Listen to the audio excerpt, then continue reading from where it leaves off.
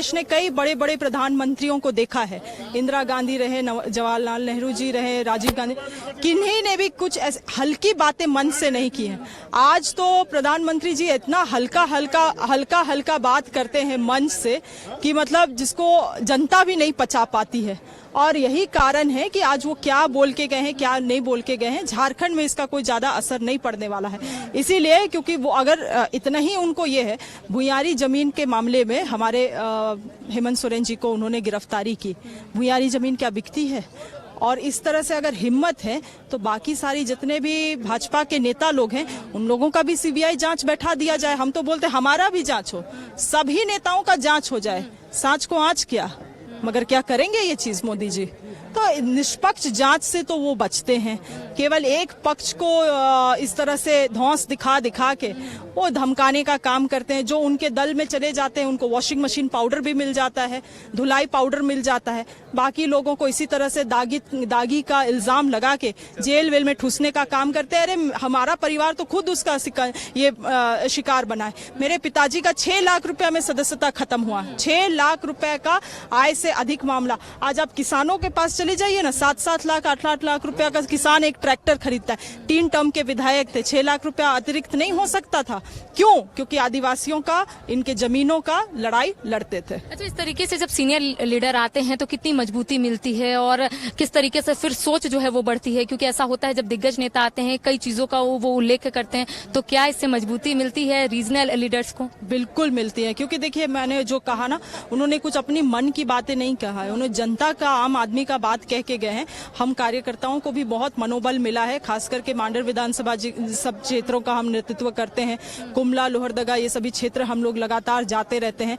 लोग हमेशा सरना धर्म कोड के बारे में बात करते हैं। तो आप आज हमारे आला नेता जब ये बात को बोल के चले गए हैं मन से, सार्वजनिक रूप से, तो हमें तो निश्चित रूप से बहुत हमारा मनोबल बढ़ा है। अब इसको लेके हम लोग ग्राउंड तक, बूथ स्तर तक जाएंगे और लोगों को बतलाने का काम करेंगे। पहले फेज का अब ज्यादा समय नहीं बचा हुआ है, किन किन मुद्दों को अब लेकर जाना है जनता के बीच? देखिए माहौल तो बन चुका है करिश्मा जी, क्योंकि हम लोग तो जमीनी स्तर में जाके काम कर रहे हैं। माहौल तो निश्चित रूप से बन चुका है। अब कांग्रेस जो ऑपोजिशन है, बीजेपी जो है, कोशिश करेगी कि किसी तरह से सेंधमारी किया जाए आखिरी 2 दिन।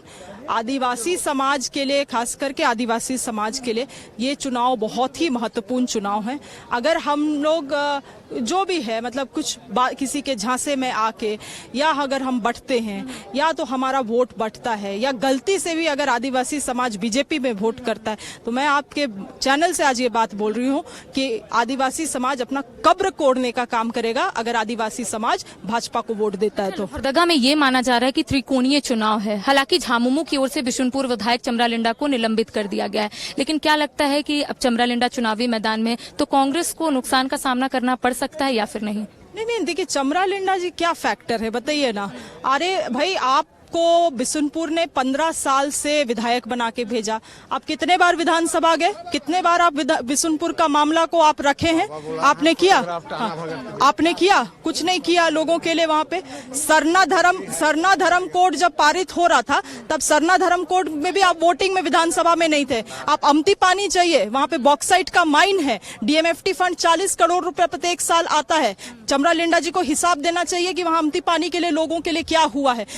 जिस व्यक्ति से एक विधानसभा नहीं संभल पाया, आज वो लोकसभा संभालने का बात करता है। ऐसे लोगों से समाज सतर्क रहे। क्या इंडिया गठबंधन इंटैक्ट है? क्योंकि 2 जगह ऐसे देखने को मिल गया शिल्पी जी, एक राजमहल और दूसरा लोहरदगा। हाँ, क्या बोले आपने? मतलब इंडिया गठबंधन एक और जहां दावा करता है कि इंटैक्ट है सभी लोग, लेकिन राजमहल और जो लोहरदगा में देखने को मिला, क्या इससे लगता है कि इंटैक्ट है इंडिया गठबंधन? तो इंटैक्ट है। जेएमएम ने कार्रवाई कर दिया है, आज कर दिया, बात खत्म।